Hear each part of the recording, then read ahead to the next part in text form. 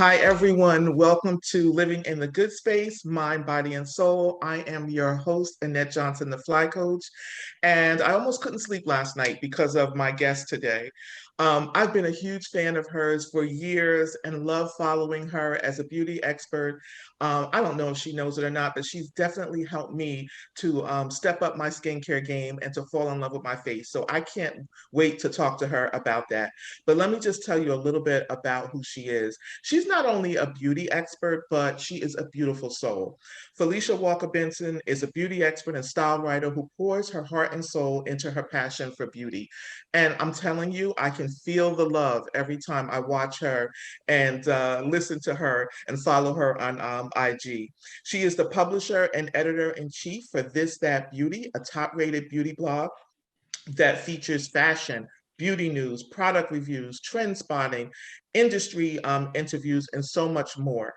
She's appeared on the Today Show and in so many magazines. I can't really name them all, but I'll share a few.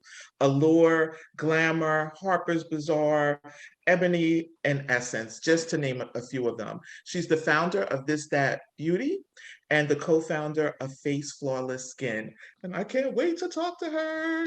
Welcome, help me welcome Felicia Walker Benson to Living in the Good Space.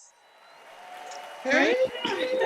how are you? How are you? How are you? I'm good. How are you? I'm good. I'm a little stressed. I have to say, you having you as a guest on my show stressed me out just a little bit. It's like, how do I show up for this beauty? It's like, what do I wear? Like, what do I put on? I feel like I needed a makeup artist or something for today, but here I No, am. I put my Superwoman t-shirt on, Phenomenal Woman, I you love that. know, and gave myself a facial this morning and just to, be true to the Yeah, game.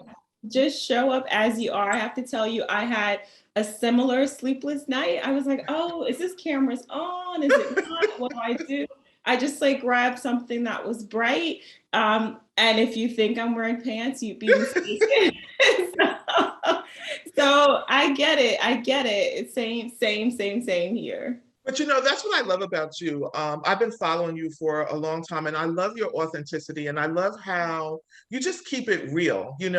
I had no skincare game whatsoever, and I Mhm. think when I started following you on Instagram, I might have shared that with you, and it was just like, oh my goodness, I just realized I don't have a skincare regimen. Like I had a Mhm. bar of Dove soap. I had, my favorite lotion at the time, and that was pretty much it. It was get up, go quickly, as quickly as possible. So following you has definitely helped me to be more intentional Mm. about the products that I use, but Mhm. it's also helped me to fall in love with my face. I Mm. know that might I sound love to hear strange. that.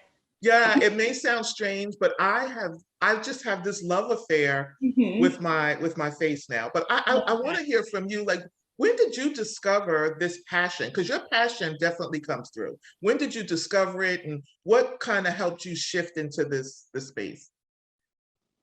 I think I've always had a passion for skin and beauty. Those things just always appeal to me. I always say that even as a young girl growing up in Newark, New Jersey, I was obsessed with the beauty supply stores. I always wanted to go, and even to this day, I cannot resist walking by a beauty supply store. When I walk in, I just need to touch and feel and explore everything. So that's always been inside of me. I Mhm. think from a more professional perspective or angle, it came out of trying to solve my own skincare issues. So Mhm. around 21, I started having really horrible adult acne. So I guess at 21 is considered to be adult acne. Mhm. And I just had the hardest time solving my skin's issues. I went to dermatologists, and at that time there weren't like blogs and all this social media around skincare Mhm. now. So really it just started with me trying to understand my skin, what was going on with it, and solving my own skincare issues. Mhm. And so from there, over time, it just kind of evolved. And again, that was like early 20s. So that was like 21, 22. It evolved from that to just starting from maybe my natural curiosity about skin, but then Mhm. also trying to solve my own skin issues, and then evolving into more of a passion and profession. And because I do think it's something that it's just naturally within me. I had this natural urge to share. Mm. And I'm Yeah. so glad you do share because I have to believe that I'm not the only one. And I didn't start really becoming intentional about this until my early 50s. Mm. So up until then, it was just kind of, I mean, there were certain products that I like I'm a fan of oil of Olay. Okay. So I've used that over the years. But I feel like now, like since I've been following you, I feel like I take the time now to really try different products Mhm. and I take the time to see how my skin responds to those products. Yes, that part is really important. That's important. And a lot of times when I meet people or come in contact with people, they'll say, okay, tell me everything I need. What do Yeah, I need? And I always say, well, number one, if what you're using, if you're happy with the results you're achieving with what you're using, why change? So right, my thing is never to come to like, okay, now you need this, and why you not right. doing like that? To me, that thinking is kind of old school. I think Hmm. a more modern and holistic approach is like when you look at what you're using, like some people, like I use black soap every day. God bless you. Doesn't work for me, but if you use that every day and you are enjoying the results that that product's achieving, then like why switch? But if you're saying, you know what, I use black soap every day and my skin is so dry, I'm gonna say, Yeah. you use black soap every day and hydration into your skin. So Yeah. I think that's probably a part of your journey where maybe what you were using was working fine for you. And at some point you're like, am I really content with the results I'm Yeah. getting from these products? And what can I change so that my like products match my expectations? Yeah, yeah. Yeah. But it's funny because I started out with, okay, I'm just gonna buy what she says because you're a trusted voice for me. I know that you're not talking about or exploring products,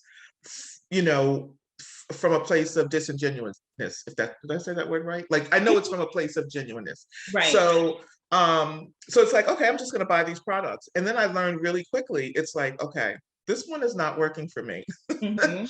But it doesn't mean that it's a bad product. It just means Right. that it's not my skin is not responding to this particular product.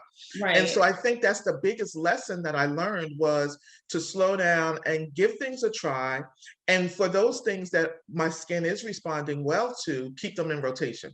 Yes, yes. That's a huge part of my philosophy, and that is really to understand your skin. Hmm. Not your best friend's skin, not your Right, sister's skin, not what works for right. them, but really to understand your skin. Now, there are some core principles that I think we can all appreciate, whether your skin is dry, oily, acne prone, mature skin, whatever the skin type that you have, there are some common principles. We all need to cleanse, we all need to Yeah, moisturize, we all need to protect our skin. So those principles are pretty much consistent, but the things that work for your skin will be different from my skin. And that's why I really encourage people to build their skincare foundation there and understanding, what does my skin need? hmm, Okay, what are the products? What are the ingredients that I know work for that? So when some new miracle product comes out and it's like, oh my God, this ingredient, amazing. But you have to look at that ingredient and say, but is this what my skin needs? Oh, I yes, tried that ingredient before. It may be a different product, but I tried this ingredient before and my skin doesn't respond well to that. yes, Oh, this is in this ingredient family category. My skin doesn't respond well to that. So no matter how much hoopla, how many ads are following you on Facebook yeah, and Instagram, yeah, they keep targeting you. You have to know this product, this ingredient doesn't work for my skin. So that's a yeah. big part of my philosophy and what I think should be the foundation of your skincare routine is really understanding your skin and what works for you. Yeah. But when I started down this journey of living in the good space, it, started as a podcast and then it evolved into this lifestyle for me. Mm. Um, and it was, how do you take care of yourself? How do you stay healthy wherever you are in life, whether it's, an illness, whether you're stressed, whether there's loss of some sort, like how do you just stay engaged with your health and take care of yourself? Because I think so many times, or at least I've been guilty of this, is when things go awry, I tend to lean towards the stuff that's not so good for you Mm, mhm. versus the stuff that is good for you. So I'm trying to be really focused and intentional about when those tough times come to really be good to myself and kind to myself. And so this whole skincare journey that I've been on the past couple of years, it lifts my spirits. You Yeah. know, it's like when I'm feeling a little down, I have so many things that you've recommended, by the way. Let's just pause on that for a second. First of all, I'm totally in love with vitamin C. So I'm vitamin C is like, I just love it. I love the way my skin responds to it. And it just makes my skin happy. I have a steamer Mm-hmm. that I use that I learned from you, and I was like, oh, so I am, I ordered my steamer. So I have these tools now that I use that just make me happy. I want to pick up on that tools because as you were talking about whether it's like your health, your skincare, everything, when you're sometimes going through things and you're not in such a good space, you tend Hmm. to lean toward the things that are like not the best for you. So when you Hmm. said these are your tools, immediately I was thinking of, having your toolbox. And the reason we build up that toolbox is so that when we do have those not so good moments, we can go into that toolbox and get what we need. When we're in the moment, it's hard to get out of it if you don't have the tools. And so Exactly. I think in relating that to fitness, to health, to Yeah. skincare, it's important to have the habits. So when you have those moments, you know exactly where to go into your toolbox to help you through those moments.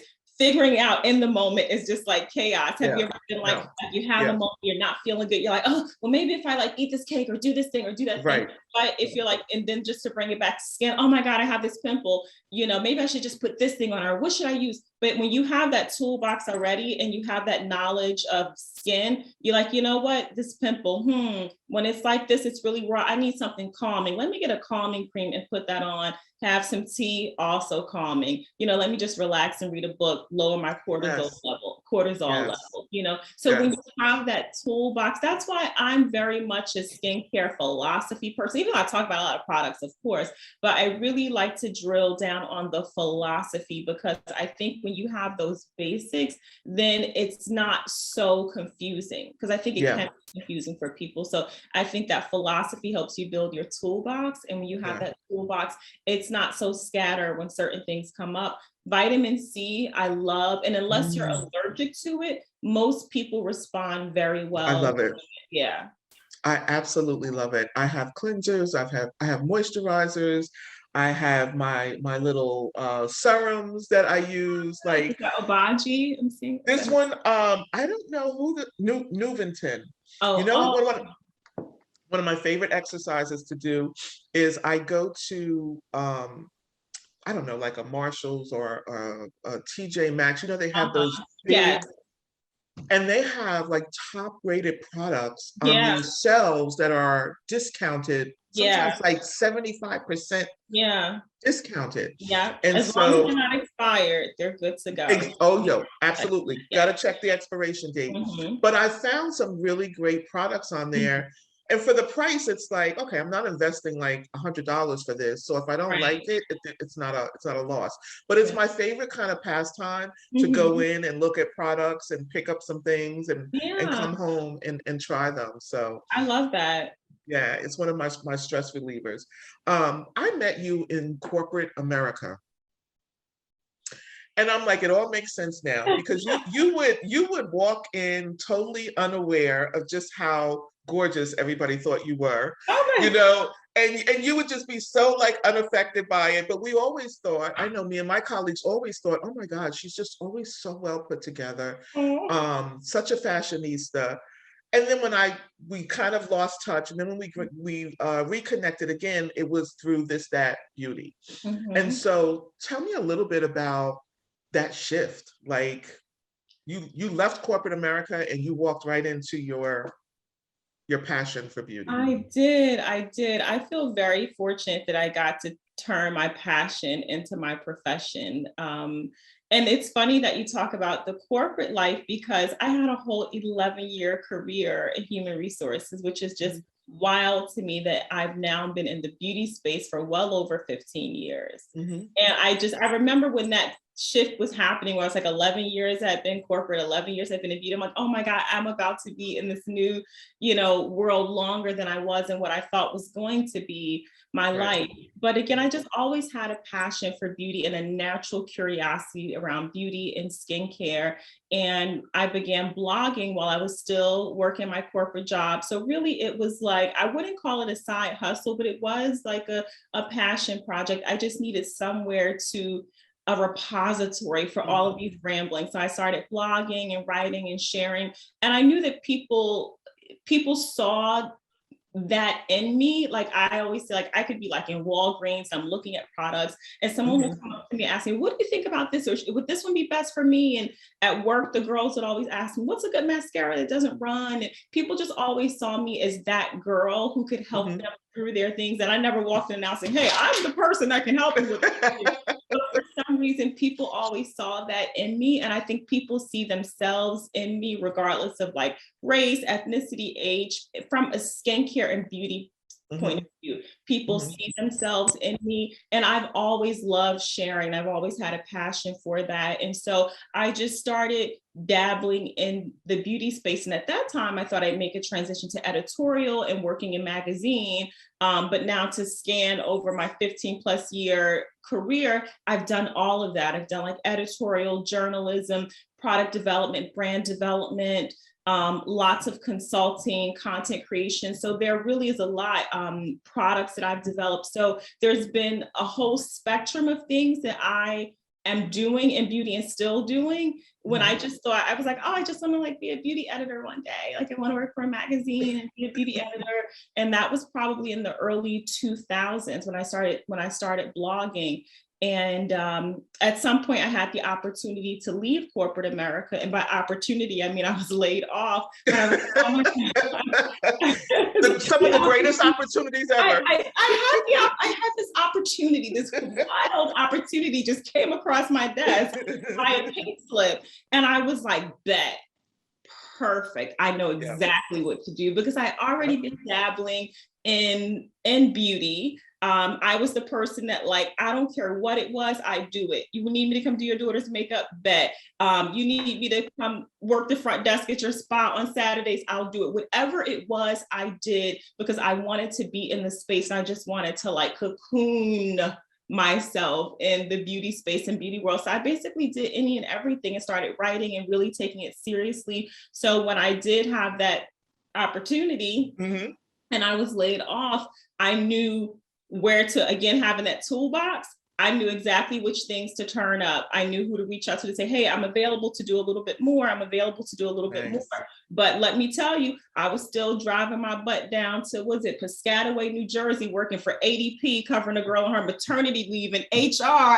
So I was like, I was still, until the beauty thing really popped out and got to the level where it could sustain me, I was still at that time taking HR contract gigs because I couldn't find a full-time job that was like at the salary level that I needed it to be, but it was like contract work and I was still taking it. So at that point, I was like kind of doing both at a high level. And then I got to a point where I could say, all right, HR. But I always describe HR as the mob, because every time I tried to get out in that, somebody they pull you back in. It would be an old boss. Hey, I just need you to find me like a data scientist. It's just one person, recruit this one person. I'm like, oh, okay. So it was like the mob. It kept pulling me back in. But I think it's because of relationships. And I like to think that I've always had great relationships. And so like my old CFOs and COOs, they would call me up and be like, I just need you to help me find one person. I'm like, I don't do that anymore. I'm like a beauty girl now. And they're like, it's $100 an hour. I'm like, okay. Well, let me see. I think I have an opening on my calendar. I can take this work for a week. So I'm always very transparent about that because I know that folks often romanticize what it's like to be an entrepreneur and work for yourself. And it's never a straight line. No. It's never easy. It does not come without sacrifice. I sacrificed so many things, went through so many transitions personally and professionally. So it's not a straight line. It's not easy. But for me, it's been worth it. Yeah. and I would do it all over again. But transparently, had I not been laid off, would I have had the inertia to be like, I'm going to do this? In fact, I wanted to, but I was discouraged from doing it. And I was like, okay, maybe not the right time. But when I got laid off, I really felt like that was the right time. Yeah, there's so much to unpack in what you just said. I'm going to try to pull out just a couple of things. One is you are so right about the entrepreneurial journey, right? And so at the end of the day, bills have to be paid, right? There are priorities, financial priorities that we have to attend to, but it doesn't mean that we should give up on our dreams, right? Sometimes those things have to work simultaneously. You have the job that is a means to an end while you're working the passion project, and then until you can get that off the ground. So thank you for saying that, because I think there is this fantasy about when we see people like you that are so successful, it doesn't seem like it requires hard work. You know what I mean? It seems like this person is natural at this. Like, of course she would be in this space, but there's a lot of hard work that goes into, even though this is something that you're passionate about and you're good at, it's still hard work. You invest a lot. Yeah, it still took a lot of timing. And some of that timing was like God's plan, so not all of it was like, oh, in 6 months, I will be ready to do this. It was like me saying, I really want to do this now. And God and circumstances saying, nah, you're not going to do it now. I'm like, oh, I really want to, but I'm just not able to. So there were things that I could go into my toolbox and strategically activate, but there were things that God just said, not now, not now. And that's another piece, the whole pink slip thing. Sometimes we might think when something like that happens to us, it's just devastation. It's like, oh my God, like this is the end. How am I going to recover from this? When it's really one of the greatest gifts that you could possibly get in your life. You don't feel like that at the time, but when you look back, you can see it. I mean, I'll tell you transparently, I truly saw it as a gift. Because I was already in that beauty world, I did see it as a gift, but that didn't mean that didn't come with a lot of, like, unemployment was ridiculously low. At the time, I was kind of newly-ish married, had a mortgage, and it was like, this ain't gonna cut it. So while the layoff was a gift, I was like, oh, this is like, I couldn't have forced myself out the door. And the situation I was in wasn't gonna like, yeah, just walk away from your job and start blogging. That was never gonna happen. So I totally saw it as a gift. People were like, oh, was that what do they call it? Like a gift in disguise or something? Like, nope, I recognized it for what it was, but it was still freaking hard because I think New York State unemployment was like $325 a week. That wasn't going to cover my mortgage in any way. So it was still very hard. It was a hard gift. It's amazing. That's another whole conversation. It's amazing how much we put into unemployment that gets taken out of our check and how little we get back. But that's another whole story. Scary times. But you reminded me of a couple of things when you said, I'll come do your makeup. I reached out to you to do Tyler, my youngest daughter's makeup for prom, which seems like it was just yesterday, but I can't believe how fast time goes by. But you came and you were a part of such a beautiful experience and time for my family and for my daughter. And I remember reaching out to you because we were thinking about going, I won't say the names, going here, going there, and I was just like, the makeup is so heavy. Of course I'm being like controlling as a mom, and I'm like, I don't want her to look overly made up. I don't want her, to look like she's 10 years older. And then I connected with you, and the vision was flawless. Like when I look at her pictures today, and this is like 10 years later, 12 years later, I look at those pictures, I still smile because she looks so beautiful. She looks so beautiful. So you came and did her makeup, and then they turned around and surprised me for my 50th birthday. And I remember pulling up to my house going, what is going on? Like, why is this truck parked in my space? And my daughter was like, Mom, don't worry about it.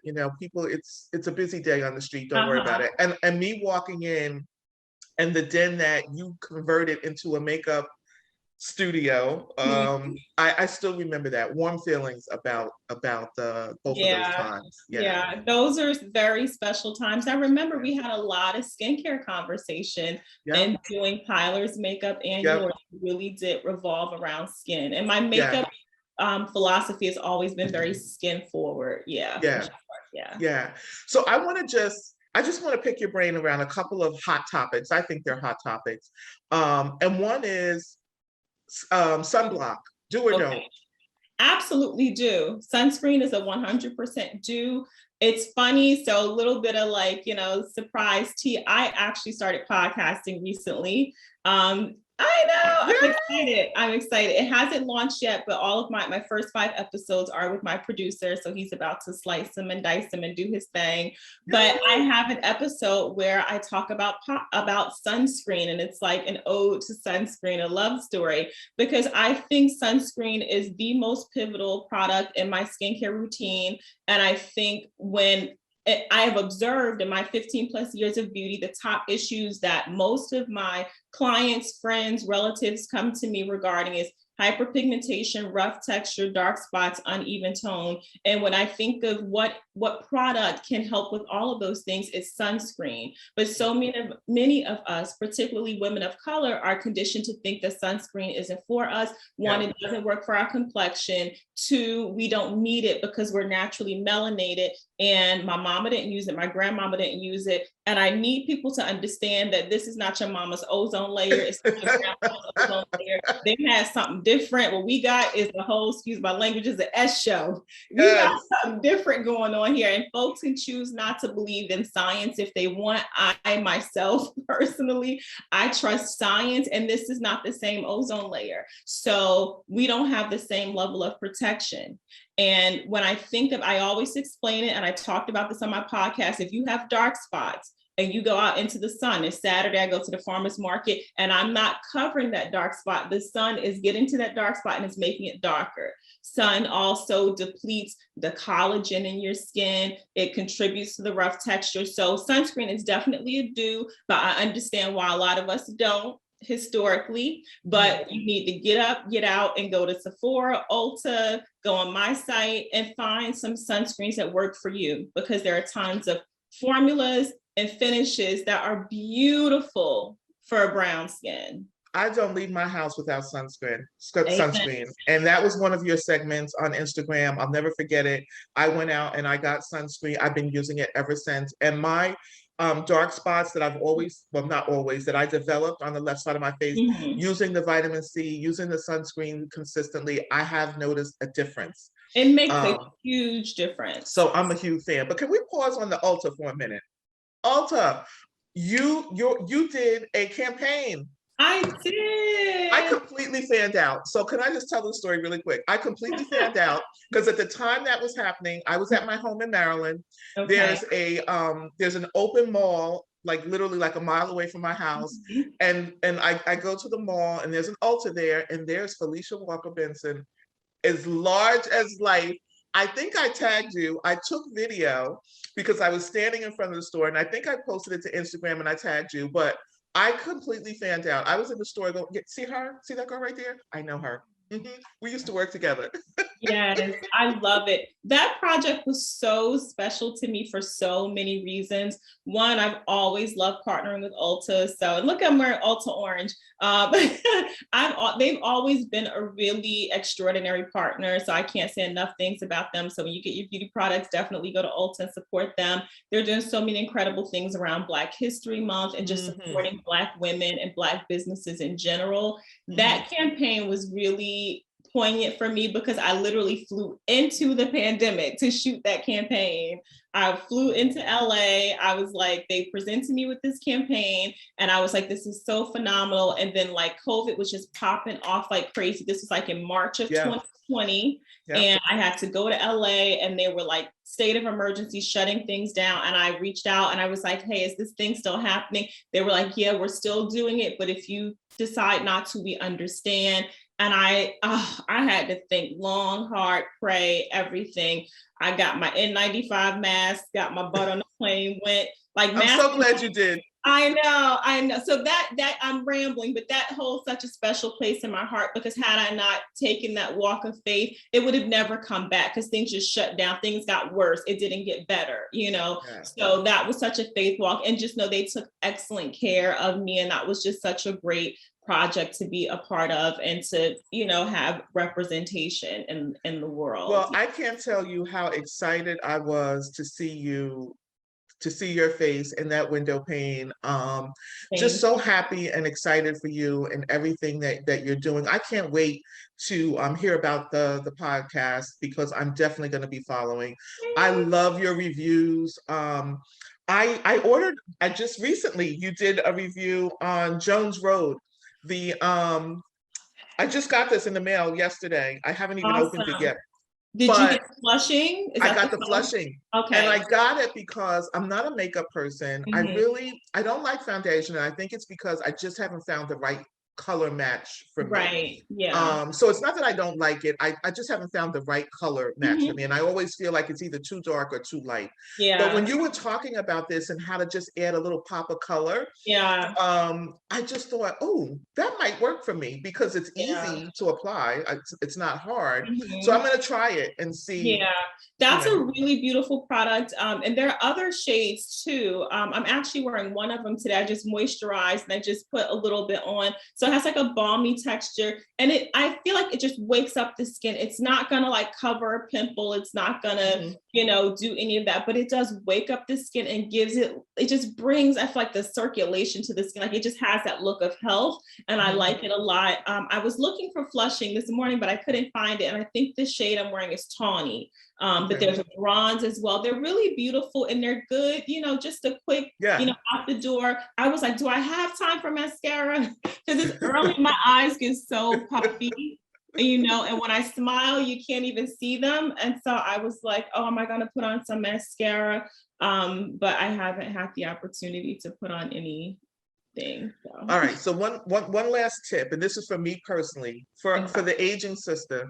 that just naturally things start to happen, and I don't care.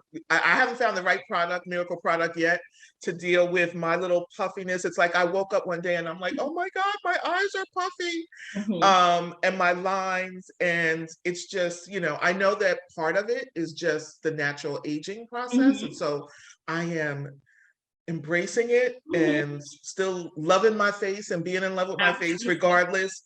But I just want to know, are there any like tips or anything extra I should be doing? Sure, absolutely. I think it's important that we acknowledge that we can love our face and embrace our face and still want to enhance. You know, there's nothing wrong with that. You know, I think sometimes there's this badge, and I've seen it from hair to makeup, like, oh, I'm a natural woman, and it's like my hair is natural. Okay, but maybe I want to curl today. Maybe I want to bang. Maybe I want to straight. It's okay to embrace who you are naturally and still want to enhance. It's with our bodies. Like, we embrace our bodies. We love ourselves. We love the aging process. We don't want the reverse, right? Reverse is in the dirt. So we can embrace those things and still want to enhance. We eat certain things to enhance our body, our digestive system, you know. So I don't know why there's this hesitancy when it comes to skincare, or things, you know, to enhance. So if you're concerned, and I'm in that aging category too, full disclosure, I'm 47. I just turned 47 last month in January. Happy belated birthday. Thank you. Gorgeous.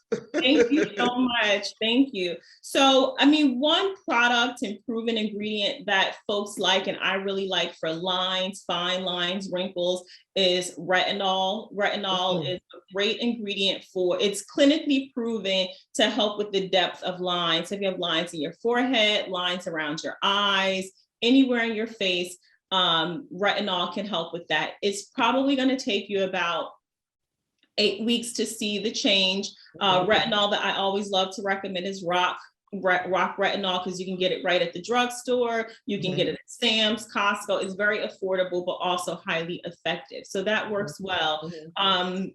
Sunscreen obviously is super important, because again, it's like, I always call it skin insurance. It's giving your skin that layer of protection against the UVA and the UVB rays. And now the thing that we have to worry about is blue light.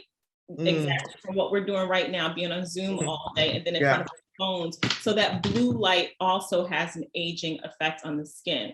So what I tell people, if they're concerned with lines, start with the retinol, do that maybe for a year and see what you think. Start with like 8 weeks and use up that product. And if you like that one, continue or bump up to a more efficacious formula, or see your derm and get a stronger prescription if you want to continue with retinol. I also know that I'm a proponent of Botox.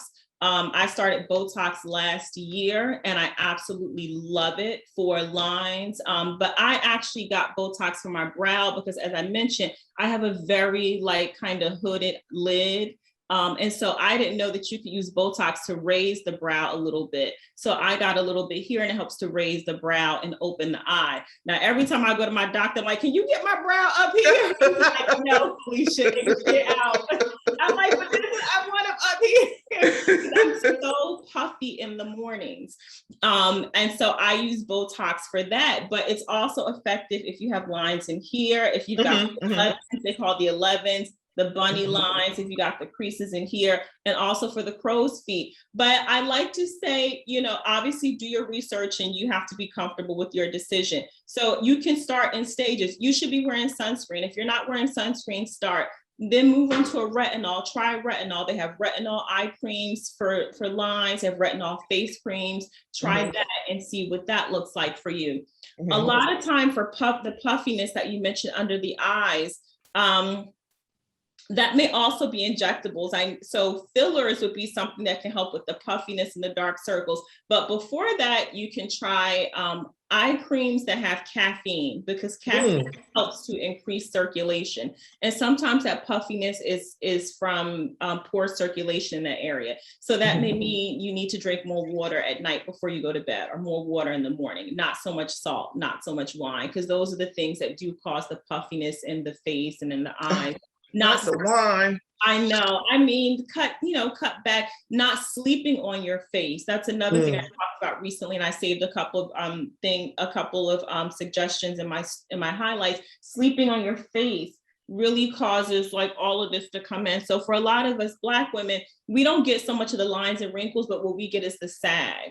And when you're sleeping on your face, it's causing more of the sag and it's causing more of the puffiness. So there are a couple of pillows that I like that have a carve out. So when you sleep, this part of your face isn't on the bed. It's very comfortable. And I've been doing it for years. I've been sleeping off of my face for years.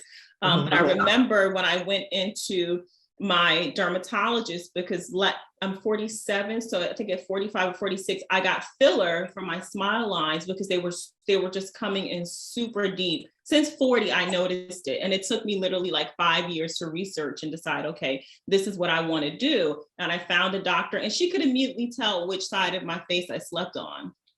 Wow. Because it was so much deeper on that side. And so I had filler to get rid of, or just soften the smile lines. I still have some natural, indentation, but I mean, it was creased and over, it was very deep.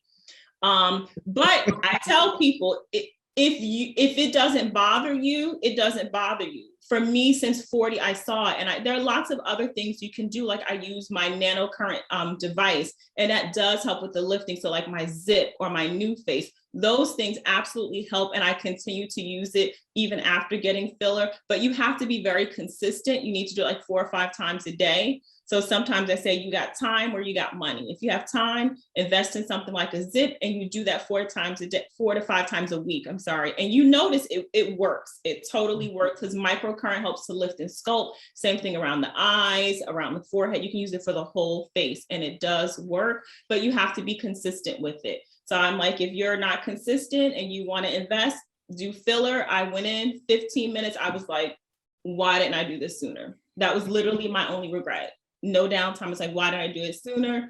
And I just demystifying the fact that Black women don't do injectables. And it's funny that so many women are doing it in secret. They don't talk about it. And, I'm an oversharer in that way.